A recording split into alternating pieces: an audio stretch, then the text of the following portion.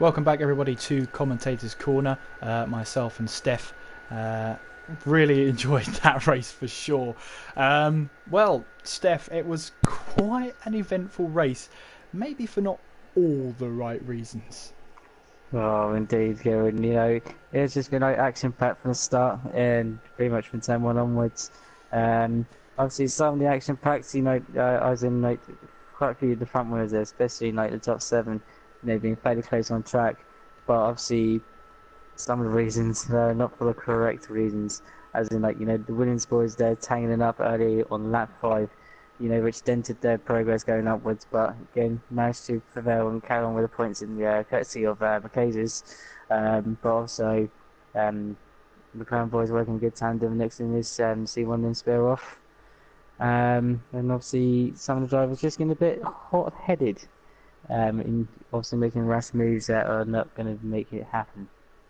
Yeah, rash moves, I believe, is a little bit of an understatement. Anyway, we do have one driver in the box with us tonight, and it's the same person as it was on Tuesday night. Spike joins us. Spike, how are you? It's always the same person, isn't it? Making a familiar feature of yourself. Anyway, how are you tonight, Spike? Yeah, just sad news this morning, obviously with the passing of Charlie Whiting. So I didn't hear about that until I got home from work. So still in a little bit of shock over that.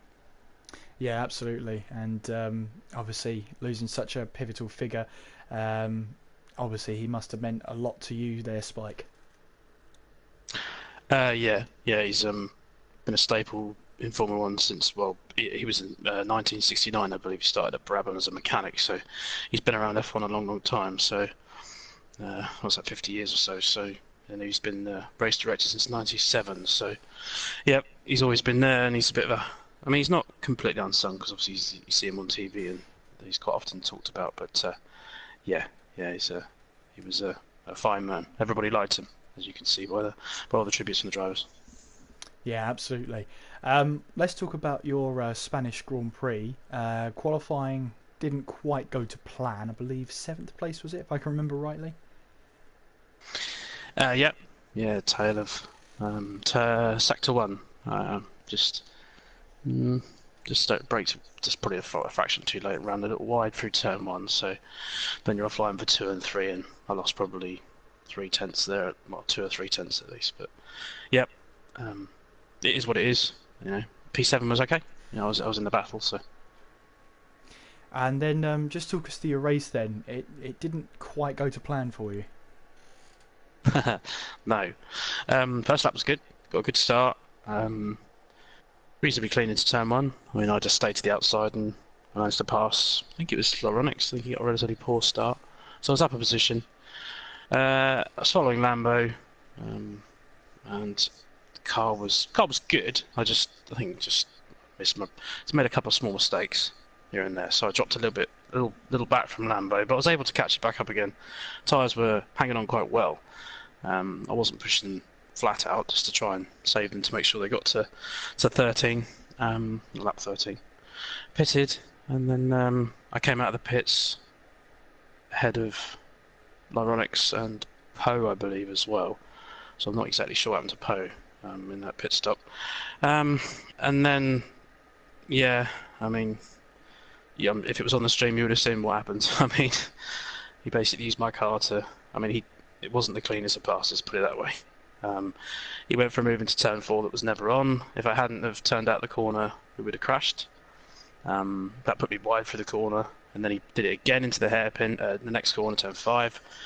He hit my car, I don't know, at least 4 or 5 times in that lap, pushing me out of the way basically. So I'm not exactly particularly impressed with that, to be honest. And then the spin was my fault really. I was just looking to try and get. He made a small mistake into one. I was just trying to get a really good run, and every lap I'd just been blending the throttle through that second part, but not that lap. And obviously the rear tyres didn't like it, and I spun. So that wasn't Poe's fault. That was my own spin, but probably just a little bit, a little bit pent up over what had happened before.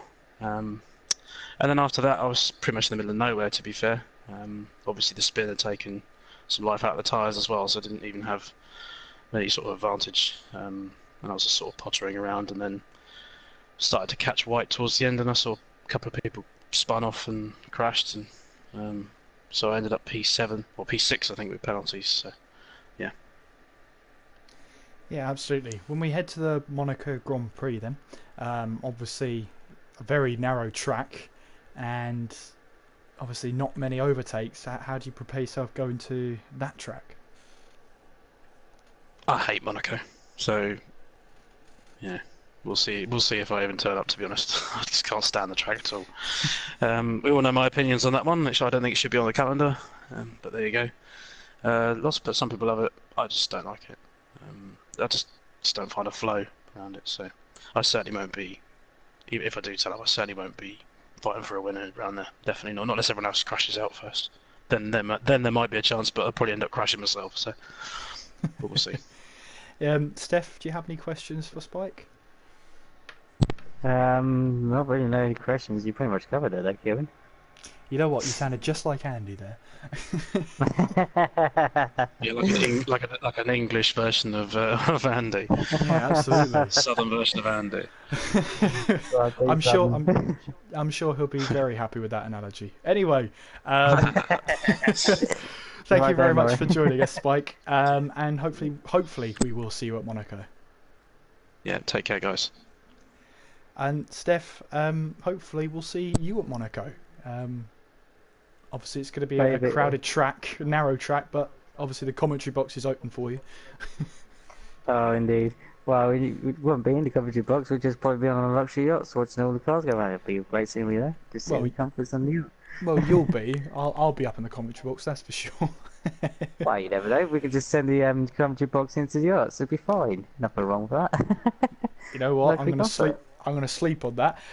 Make sure you do tune in on Tuesday for the Monaco Grand Prix at 7:55 GMT. Hope to see you there for another good race. Very narrow. We'll see if Squeezy can make it 5 out of 6. In the meantime, though, I've been Kieran McGinley. I've been Steph Seymour. Take care of yourselves, and we will see you next time. Take care all. Bye bye.